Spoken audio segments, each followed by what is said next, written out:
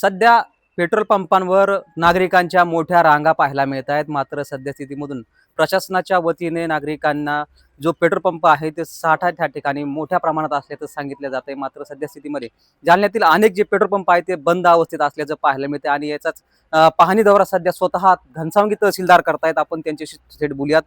Sir, काय सांगणार, सध्या आपल्याकडे किती साठा उपलब्ध असेल पेट्रोल पंपावर? कशी परिस्थिती आहे घनसावंगी तालुक्याची?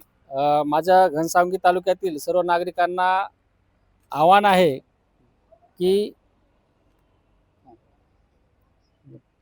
माननीय जिल्हाधिकारी महोदय यांचे 25/3/2026 आदेशानुसार जालना जिल्ह्यामध्ये कुठेही पेट्रोल पंपावर जे काही लाईन लागलेल्या आहेत त्याबद्दल त्यांनी सक्त अशा सूचना देण्यात आल्या आहेत की पेट्रोलची टंचाई निर्माण होऊन कोणतेही जनजीवन हे विस्कळीत होऊ नये याकरिता टू व्हीलर जी गाडी आहे त्यामध्ये फक्त 200 रुपयापर्यंतच आपल्याला पेट्रोल डिझेल द्यायचं आहे. फोर व्हीलर गाडी असेल तर त्यामध्ये 2000पर्यंतच आपल्याला पेट्रोल डिझेल द्यायचं आहे.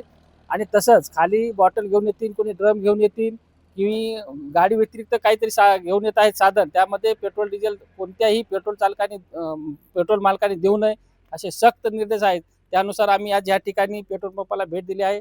HP पेट्रोल पंप आहे. याच्यामध्ये आज तपासणी केली असता या ठिकाणी 3392 लिटर हे पेट्रोल शिल्लक आहे आणि 800 जवळपास 80 लिटर हे डिझेल या ठिकाणी शिल्लक असल्याचे आता या भेटी दरम्यान आढळून आलेलं आहे. तर काय सांगणार, सध्या अनेक पेट्रोल पंपावर साठा संपल्याचं बोललं जातं, पेट्रोल मिळत नाही नागरिकांना, मोठ्या रांगा पाहायला मिळत आहेत, काय सांगणार? याच्यामध्ये आता पेट्रोल पंपाशी चालकाशी माझं बोलणं झालं आहे की त्यांच्या सुद्धा टँकर मनमाड या ठिकाणी पेट्रोल आणि डिझेल आणण्यासाठी गेलेला आहे. तिकडून आल्यानंतर जो काही स्टॉक येईल त्यानुसार ते माननीय जिल्हाधिकारी महोदय यांच्या निर्देशानुसार ते त्या पद्धतीने वाटप करतील असे मी त्यांना सूचना दिलेल्या आहे. प्रत्येक ठिकाणी अशीच परिस्थिती आहे का तालुक्यामध्ये? किती म्हणजे पेट्रोल पंपांवर सध्या साठा उपलब्ध असेल? सध्या तरी मी BPCLचा एक पेट्रोल पंप आहे कुंभार पिंपळगाव या ठिकाणी आणि दुसरा हा HPचा, या 2 ठिकाणी आता सकाळपासून भेटी दिली आहेत. माझे पुरवठा विभागाचे आयुक्त आहेत ते सुद्धा तीर्थपुरी त्या साईडला ते सुद्धा भेट देत आहेत आणि जसा रिपोर्ट माझ्याकडे येईल त्यानुसार मग मला पुढची कारवाई ती करता येईल. सर, सर्वसामान्य जे नागरिक आहेत मोठ्या प्रमाणामध्ये गर्दी करताना खरं तर पाहायला मिळत आहेत, काय त्यांना आवाहन करू इच्छिता तुम्ही? माझं सर्वांनाच एक आव्हान आहे की कोणीही अफवेला बळी पडू नका. पेट्रोल आणि डिझेल हे सर्वांनी असं ते स्टॉकमध्ये घेण्याचे जे प्रयत्न चालू आहेत लोकांना, ही जी अफवा आहे हे अफवावर विश्वास ठेवू नका.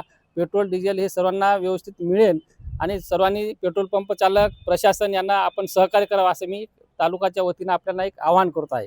अगदीच आपण पाहिलं जर कुठेतरी पेट्रोल आणि डिझेलचा साठा हा जो मोठ्या प्रमाणामध्ये उपलब्ध आहे, त्यामुळे नागरिकांनी अफवांवर बळी पडू नये असंच काही संमत जे आहे ते तहसीलदार रमेश पागोटे यांनी व्यक्त केल्याचं पाहायला मिळतंय. अजय गाडे, LS मराठी, घनसावंगी, जालना.